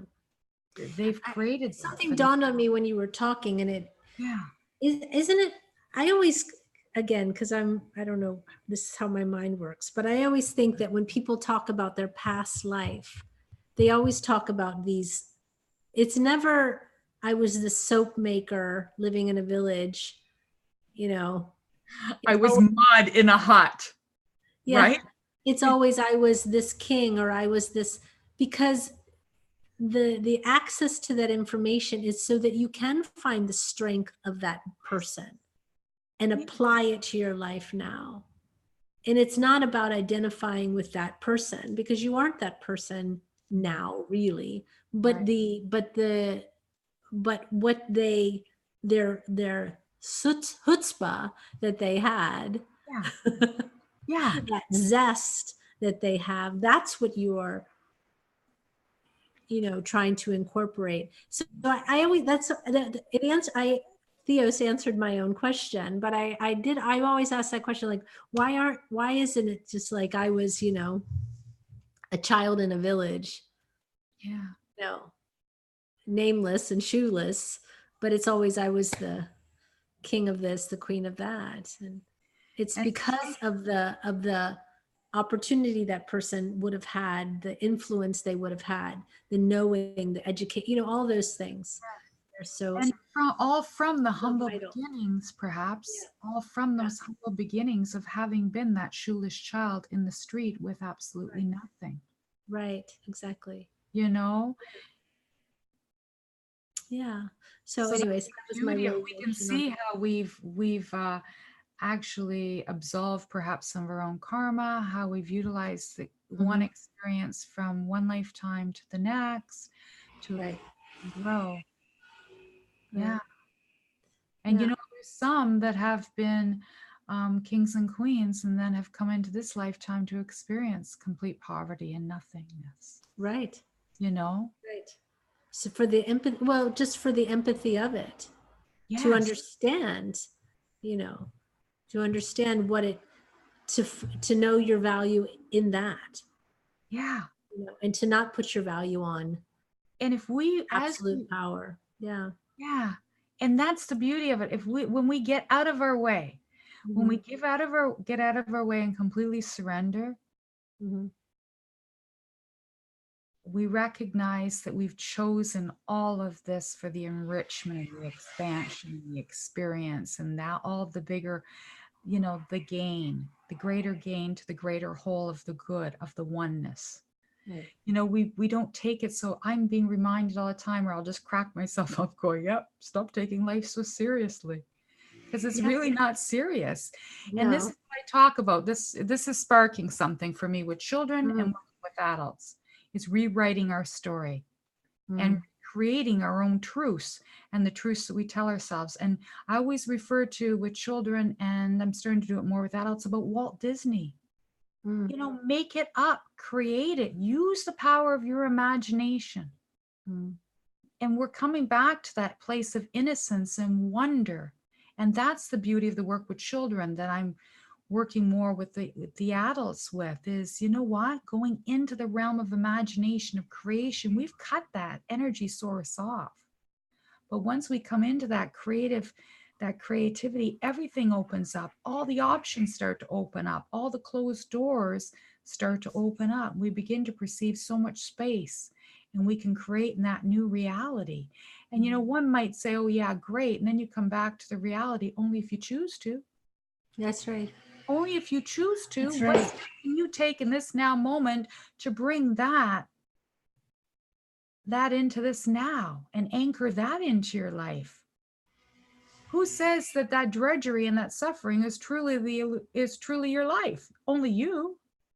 Right. Only you give it that power. So I love the Walt Disney, the creativity, the imagination, the wonder, the joy. Why not play? Mm-hmm. We've learned so much. Everybody's channeling, everybody's tuning in, they're listening, we're all receiving. Why not then play? Why not surrender to the playtime of this lifetime? Right. Exactly. You know, and Live really see your what happens. life. Yeah, live your life. Yeah. Really live it. Yeah. Be Fall good down, at skin your life. knees, and get Yeah. up and laugh, you know. Exactly. There's a question from Ian that I thought was a good question. I don't know if this has happened. He said he wonders if there's been any children that have spontaneously channeled when they're in a meditative state. Oh, Have you experienced that? I haven't been exposed to it yet, but I well imagine I will be. And thank you for They bringing do that get up. like downloads of information. Absolutely, they do. And I Yeah. perceive that's what they're, you know, okay. Maybe I'm being reminded that I'm not tuning into some of the children that I have had that exposure from. Yes. Yes, Ian, that has occurred. And we've all been in the brilliance and the wisdom of children. We've seen it with you know, where they're sharing channeled communication with us. Yes. So where else would they have that point of reference? Where else would they have that point of reference when they create some alien to take them to take their OCD, to take their particular, you know, whatever that level of resistance is, when they hand it over and that alien shoots off to a blue, you know, and they're telling me this story of a purple planet, and they're creating it as they go. And then they recognize they would miss this alien. Maybe they would go and visit it, or it could come visit them. Where is that coming from? You know, where is that exposure? Yeah, we can say it's coming from games they play and TV they watch. We could say that about our generation and everything. But that is that realm of imagination and creativity. And who do you think steps in to support them? Their own level of guidance, you know? Right. Right. In a purple planet, when energies are so high in the purple realm and in the blue realm, and that which they're seeing in auras and energies, and you know, there's so much that they are. So when they go into that meditative state and we encourage it, we can encourage through guided imagery too, allowing them to open up to their imagination and create the lives that they want to live. Create the situation. You know, we can do that through hypnosis. We can do that with children. We can take them into the playground where they're being bullied and recreate that scenario and how they're going to show up in it. Right. You know, and really this is the wonder of our knowing this, and we can guide people through those exposures and those experiences. But if we know this, Karen, if we know this on a consciousness level, if we've been given these downloads, if we've been given this higher expanded awareness, then we need to take a step forward and move beyond what was, and really open that doorway for our children and for ourselves and for each other, and remind each other what would happen if we just played. Let's have a conversation of play and curiosity, Right. you know, and let's recreate that, and then let's let that show up in our world, you know, because the energy. Did you see the thing wherein I think it's not Norway, I think it's Denmark, where they're only going to have children in school for like 45 minutes of lesson time. The rest of the time is play. Wow. And that's their method of learning. That's experiential learning. And it's just, you know, they're doing that. They're doing some amazing things like that, you know, from creative learning. We need those that are doing, and then sharing what sharing what that experience is like, sharing what the benefits have become. You know, that really is, you know, we talk so much about evidence-based, you know, is that evidence-based? Is that evidence-based? We are the evidence. Right. You know, that's where we get, and that's what I always say with children, you know, that's what I say when it's like, you know, we have to use these evidence-based modalities, but the evidence is in the receiver, the evidence is in the perceiver, the evidence is in their outcome. Right. Not some field research that's been, you know, gifted a lot of bursaries and money to create that outcome. Right. But we are the evidence. So I love that they're doing that, and they're going to put that information out to the world, and maybe more consideration will be given, or we'll learn about how these children grow through learning, how we all grow through learning, through play, through activity, through movement of the brain. Oftentimes when I'm in a session with a child, when I used to do clinical assessments and research, people would comment and say, I see you walking a lot with children in the hall. But it's that movement break. When I would go out and walk with them, that's when I know how important, we all open up when we're walking, when we're moving. Sometimes I'm just too lazy to move and I'll drive my car, Karen. And then I'm getting downloads and things are integrating and I'm processing. Yeah. And that Isn't that interesting? Children learn so much and can process when they're moving, but we put them in school and we don't allow them to move. Right. I'm losing that light's doing funny things, isn't it? It's okay, but isn't that interesting that like the one thing children have to do in school is sit down and be still and not move, but so much of what they do learn, they learn in movement. And we're not finding this out. We know this. We need to do what we know. Yeah. You know, we need to create opportunities. This isn't new information, right? Yeah, but that's true. That's what we've been doing, and that's what's not working, and that's what these kids are in resistance to, but we're in resistance to it as well. So movement is important. And that moves the energy in our body, you know, through our vessels. That opens up the brain waves, the cells, That's why I crave movement. that's I know, that's why I said it that way for you.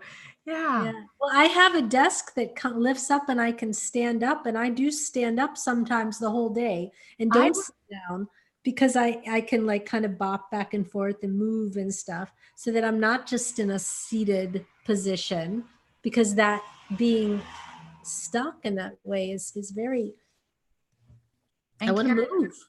I want to move. Yeah. And I'm not even going to suggest, I'm curious. I'm curious if you allowed yourself, whatever that 2-hour break or however long it would be, to go and work out, to have that movement. I am so curious about how that may impact the energy and the time and what gets completed through efficiency and, I agree with you. I'm interested to know that too. Be your own research study and let us know. I am. I will. Right? Because a couple hours out of the day may actually, you may find that things process more rapidly. Yeah, maybe they do. Projects get completed more, however they need to.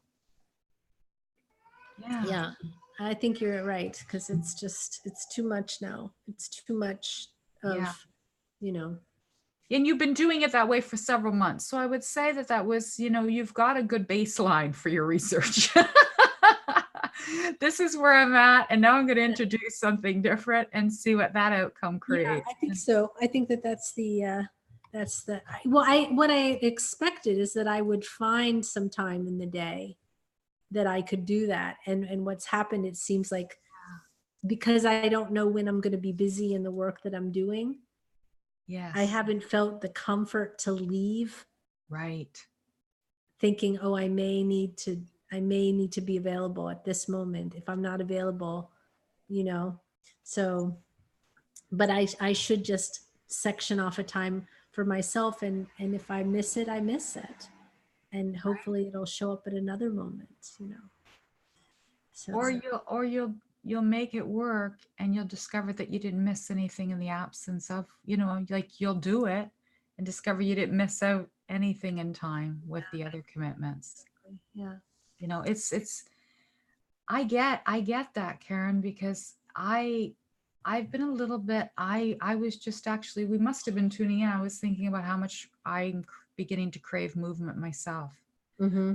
a lot of momentum in laying down a foundation. There's been a lot of momentum in the expansion of the consciousness. There's been a lot of, but really wanting, craving, really committing myself to moving my body and being out in nature doing it the way I used to, Yeah.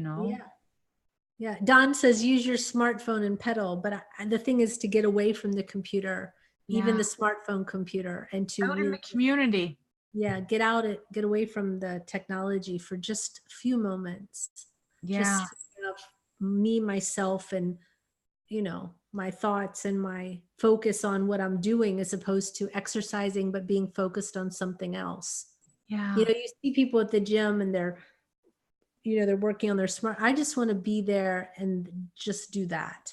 Yeah. Just do that and not That's have being to in the now. That's being in the moment. That's multitasking sometimes sucks. Right. Right? That's not mindfulness. Multitasking is not mindfulness. No, we've been doing it that way for a long time, right? This is also that switchover that's been very challenging. I know, certainly for myself. Yeah. Those 21 days, I'm sure it was a few more than 21. But actually, I did receive a channel message from Sasha who said that that this could continue until he was receiving from his guidance until the 11th of September. And, I don't know if that was that embedded suggestibility, but come the 12th and then come yesterday, 12th, I was just kind of starting to feel like my brain was coming back online. Mm-hmm.